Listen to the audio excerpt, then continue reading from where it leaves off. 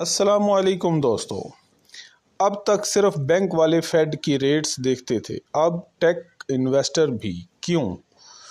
Amazon, Google, Microsoft, Meta जैसी बड़ी companies AI data centre बनाने के लिए अरबों डॉलर खर्च कर रही है।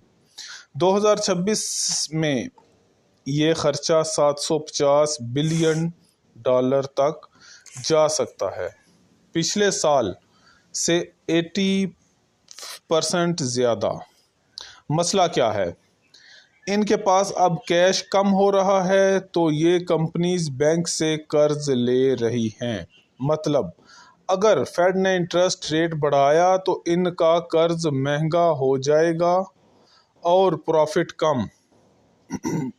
अब इसका क्रिप्टो पर क्या असर पड़ सकता है? जब रेट्स ऊपर जाते हैं, लोग रिस्क वाली चीज़ों से पैसा निकालते हैं। बिटकॉइन, ऑल कॉइन्स पर प्रेशर आता है, तो अगर बॉन्ड मार्केट हिलती है, क्रिप्टो मार्केट भी हिल सकती है। तो अब एआई का गेम सिर्फ टेक्नोलॉजी नहीं, पैसा उधार लेने का गेम भी है। फेड का अगला फैसला सिर्फ बैंक्स नहीं, टेक और क्रिप्टो सब के लिए इम्पोर्टेंट है। मज़ीद ऐसी खबरों के लिए मार्केट रडार 24 को फॉलो करें।